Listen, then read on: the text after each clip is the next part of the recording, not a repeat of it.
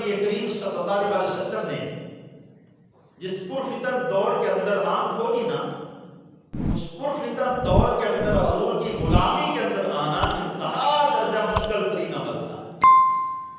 لیکن حضرت سیدنا ابوبکر صدیق رضی اللہ عنہ اور دیگر صحابہ کرام علیہ رضوان نے اس وقت بھی آقا صلی اللہ علیہ وسلم کے قدموں کے ساتھ قدم ملا کر چلنا سیکھا۔ جہاں پر پیارے مصطفیٰ کریم علیہ السلام حکم دیتے، صحابہ کرام علیہ رضوان اس پر لبیک کہتے ہوئے کھڑے ہو جاتے۔ یہ صحابہ کرام علیہ رضوان کی استقامت تھی کہ خالق کائنات نے ان کا ذکر قرآن مجید فرقان حمید کے اندر میں بیان فرمایا۔ وہ ذکر کیا ہے؟ سورہ فتح ہے۔ خالق کائنات فرماتا ہے محمد رسول اللہ صلی اللہ علیہ وسلم۔ خالق کائنات صحابہ کرام علیہ رضوان کی بابت ارشاد فرماتا ہے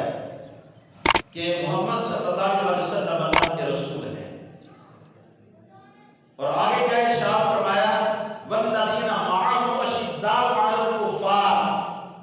فرمایا اور جو نبی کریم صلی اللہ علیہ وسلم کے ساتھی ہیں نا، وہ کافروں پر شدت اختیار کرتے ہیں، وہ کافروں کے لیے سخت ہیں کہ جہاں پر کفر کی بات آتی ہے، کافر سامنا کرنے کی کوشش کرتے ہیں، تو تم کسی صف کے اندر صحابہ کو کمزور نہیں پاؤ گے۔ صحابہ کرام علیہ رضوان ان کے بارے میں شدت رکھتے ہیں، مطلب کیا ہے کہ انتہا درجہ کی دشمنیاں ان کے دل کے اندر، کس لیے کہ کفار وہ ہیں جنہوں نے نہ خدا کو مانا ہے نہ مصطفیٰ کو مانا ہے، تو اس لیے کفار کبھی بھی کسی لمحہ کسی زمانے میں کسی بھی وقت مسلمانوں کے وفادار نہیں ہو سکتے، مسلمانوں کے دوست نہیں ہو سکتے، لیکن آج ہم اگر دوستی کا ہاتھ بڑھاتے ہیں تو گویا کہ ہم قرآن کی مخالفت کر رہے ہیں۔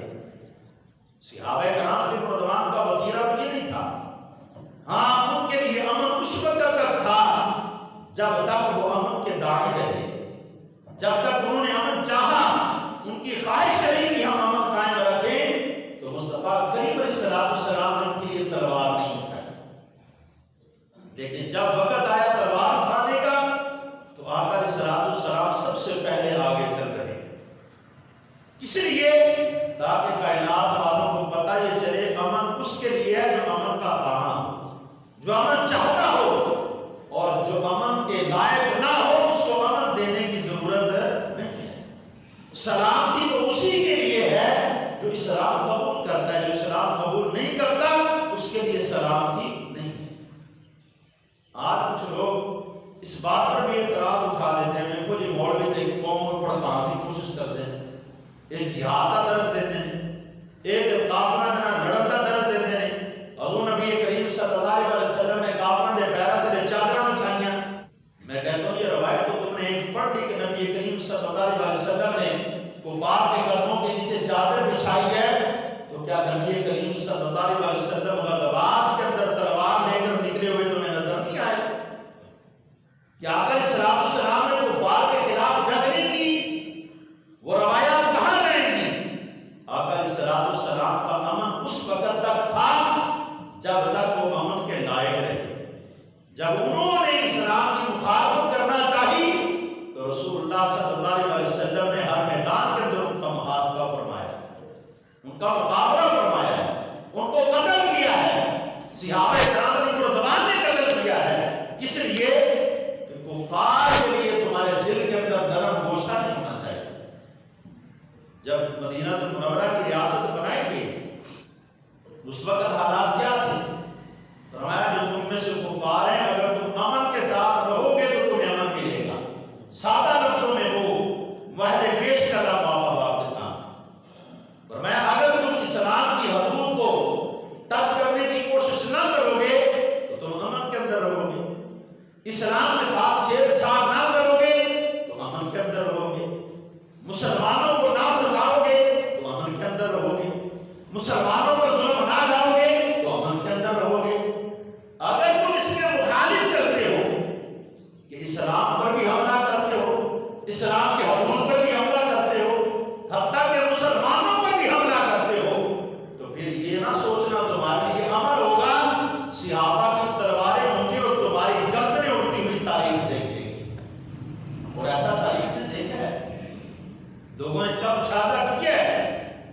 صحابہ کرام علیہ رضوان اتنی دیر تک پرامن رہے جتنی دیر تک کافروں کی طرف سے امن رہا، لیکن جب کفار نے شدت اختیار کی تو مسلمانوں کے اندر اس سے زیادہ شدت نظر آئی۔ آج مسلمان اس وقت شدت پسند بنتا ہے جب اسلام کی حدود پر حملہ کیا جاتا ہے، جب اسلام کو پامال کرنے کی کوشش کی جاتی ہے، پھر مسلمان کے الفاظ کے اندر بھی شدت آتی ہے، مسلمان کے کردار کے اندر بھی شدت آتی ہے، مسلمان کے قلب کے اندر بھی شدت آتی ہے، مسلمان کی تقریر کے اندر بھی شدت نظر آتی ہے، مسلمان کی تحریر کے اندر بھی شدت نظر آتی ہے۔ کس لیے کہ مسلمان کو امر بھی مصطفیٰ نے سکھایا ہے اور یہ شدت اختیار کرنا بھی پیارے مصطفیٰ نے سکھایا ہے۔ یہ دونوں چیزیں ہمیں خالق کائنات نے پیارے مصطفیٰ کریم علیہ السلام کے ذریعے عطا کی۔ آج اگر کوئی اس پر گفتگو کرتے ہوئے مختلف ہتھ کنڈے اختیار کرتا ہے تو ہمیں ان کا جواب دینا آتا ہے کہ خالق کائنات قرآن مجید فرقان حمید کے اندر آگے ارشاد فرما رہا ہے